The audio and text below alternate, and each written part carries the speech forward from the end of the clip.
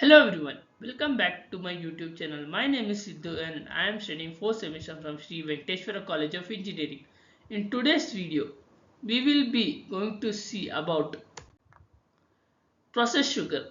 Processed sugar is a highly refined form of sugar that is commonly added to many processed food and beverages. Understanding the impact of the processed sugar on our health is crucial in making the information about the dietary choices.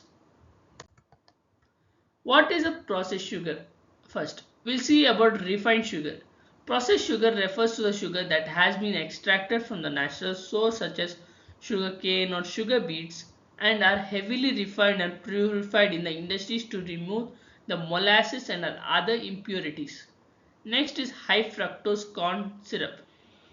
Processed sugar are also includes high fructose corn syrup which is extracted from the sweetener made from the corn starch that is chemically altered to increase its sweetness which will cause other damages to the body. And the third one is from the natural source of sugar which is from the sugar cane. In contrast, natural sugar are found in whole and unprocessed foods like fruits, vegetables and honey which retain their original nutrients and fiber. These are not so damaging to the body compared to the other altered sugar which may have chemicals and like the normal sugar it is processed continuously like more than 5 to 6 times it is refined and then we get that refined sugar or else the normal sugar is good for our health. Now we'll see the source of a processed sugar. First, processed food like baked goods, cereals, soda, sauces often contain large amount of added refined sugar. The second is from the natural sources including from fruits, vegetables, honey, natural maple syrup. Through these also contains beneficial nutrients to our body. And the next is a white tablet sugar. The most common form of sugar is a white tablet sugar which is extracted from sugarcane or sugar beets and heavily refined. Now we'll see what is the role of sugar in our body. Sugar or carbohydrate are the primary source of energy to our body. It breaks down and absorbed in the bloodstream, providing fuel for the cells to perform functions properly. Adequate sugar intake is necessary to maintain the brain's optimal function, muscular activity, and other processes. Here are few potential health benefits for the sugar. And it gives an energy boost. Sugar provides the burst of energy which can be beneficial for the physical activity and the maintaining focus. Next is improved mood. The consumption of sugar has been linked to releasing feel good brain chemicals, potentially enhancing the mood and reduce stress. Like few people eat chocolates when they are feeling sad, so it enlightens the mood and gives them happiness while they are sad. Next is the nutritional absorption. Sugar can facilitate the absorption of certain vitamins and minerals, helping to support overall health and wellness. Now we'll see the potential health risk of a sugar consumption of in excess quantity. First is a weight gaining and obesity. Consuming of added sugar can lead to the weight gain and obesity which are risky factors for the health issues like heart disease, type 2 diabetes and certain cancers. Due to this, most of the population in the world are in risk of getting obesity or are in risk or already in the form of obesity because they consume the processed food which contains the processed sugar which is not good for the health. Second is a metabolic dysfunction. High sugar intake has been linked with the insulin resistance. Now we'll see the insulin is used to degenerate or make the big molecules of carbohydrates or any types of vitamins or minerals into smaller quantities so that it can go through the bloodstream and pass the energy to the other different kind of muscles present in the body. But in case if the person doesn't have insulin in his body, like the people suffering from type 1 diabetes, which is different from type 2 diabetes because type 2 diabetes can be cured using medications, tablets and other thing, But type 1 diabetes is not the case, because in their body the pancreas gets damaged, and also the insulin producing cells called as beta cells are also damaged by the autoimmune diseases. So for the people with type 1 diabetes, it is difficult to digest or absorb the sugar or any high carbohydrate or high carbohydrate or fat content. So they need insulin, which is to be taken from the outside source, so they can digest it. And with the people having diabetes, they should avoid sugar in most of the cases. If in case they have any emergency, they should consume it and try to digest it and dissolve it in the body, because it's the best way to control your diabetes and also to be safe. Next is the tooth decay cavity.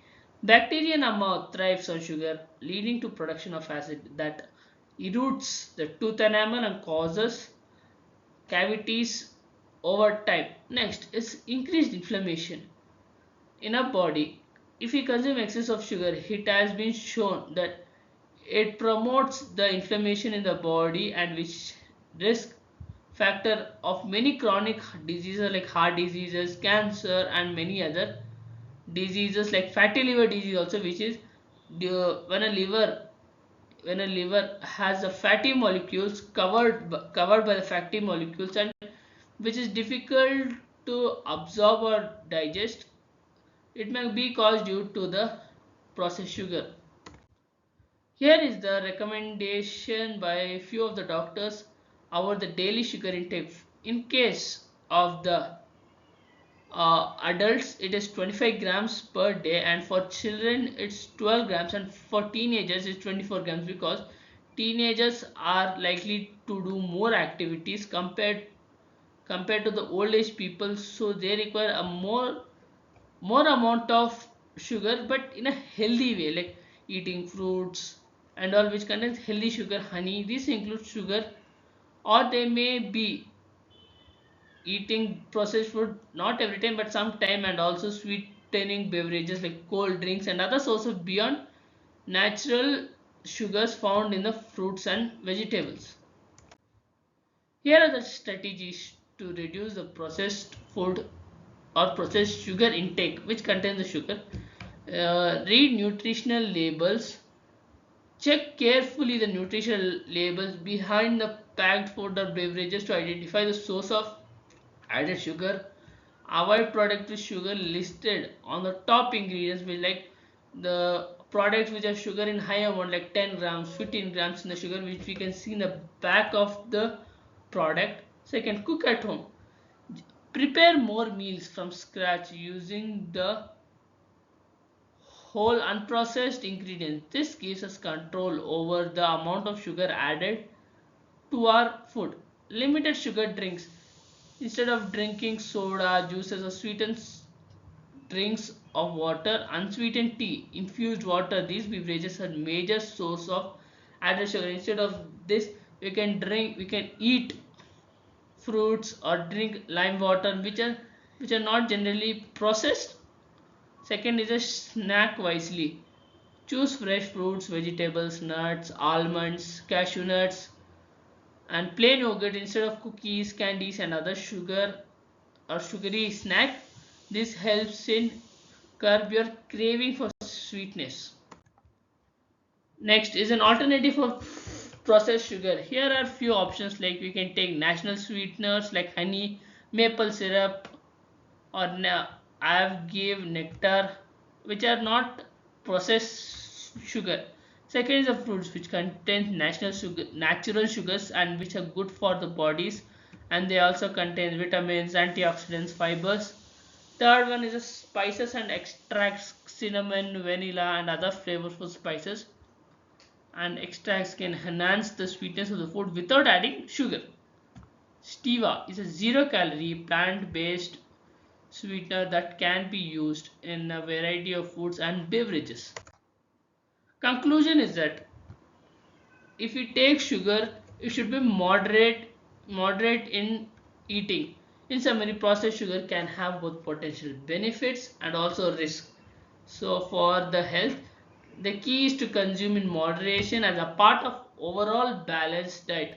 Developing strategies to limit the intake of the sugar, such opt for the natural alternatives and can help in maintaining optimal health, because without the intake of sugar also the body's functions may start dysfunction, because sugar is also an important part of the body's diet. So consume it in a limited way, and also keep it moderate, and also do activities, exercises and other stuffs to maintain it and moderate the body, and so that to have a good healthy lifestyle.